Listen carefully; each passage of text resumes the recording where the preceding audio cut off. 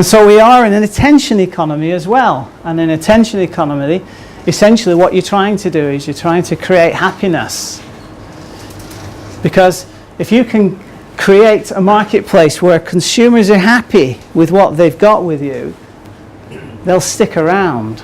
And if they stick around, the likelihood is that they'll take some action on your website, whatever that next action might be. And then you can essentially carry them down a path that really they ought to be traveling for their benefit and also yours. So the issue here is relevancy. You've got to understand what your marketplace, your audience is really looking for, and you've got to deliver it to them because it has to be relevant. So we know that we have to command people's attention. That's the mission. But what about building a business out of that? Now, in 1995, Don Tapscott wrote a book called The Digital Economy.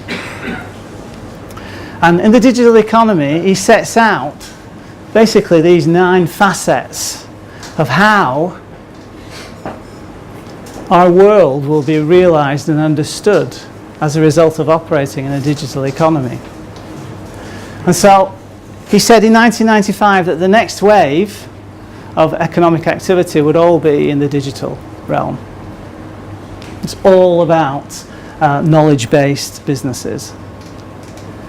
He said that also value would disaggregate and then reaggregate in new and interesting ways.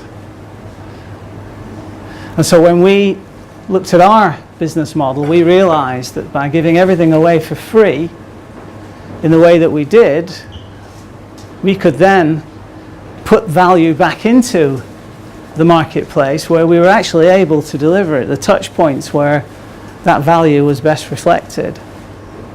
And this is enabled in the digital economy. He also said that you need to focus on creating value in the physical world and in the digital world.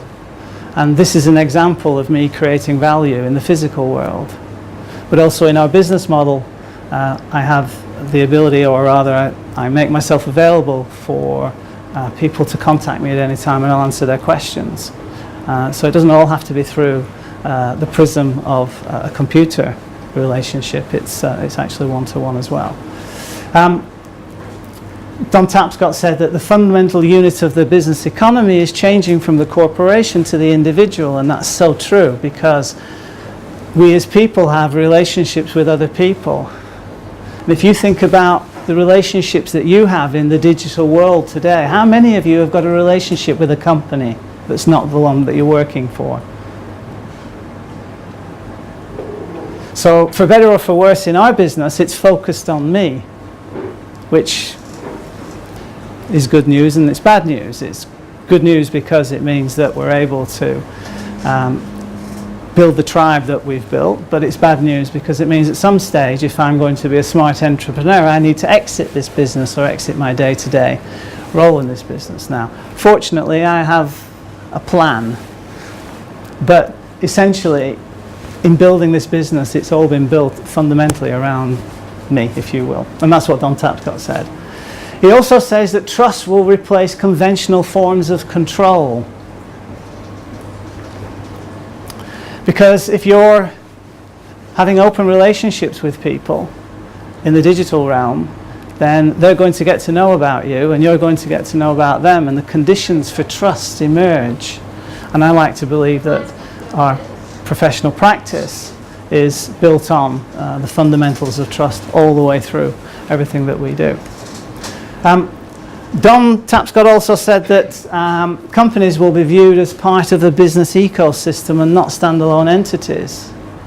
And I didn't sort of fully appreciate that when I sort of first read that because I wasn't experiencing it at the time. But now I can put myself into where we are today and I understand what this is all about. And an example of this is the way that we make our video production facilities available in the wider community, and we don't expect any sort of money for that. We just try and help and add value in interesting ways.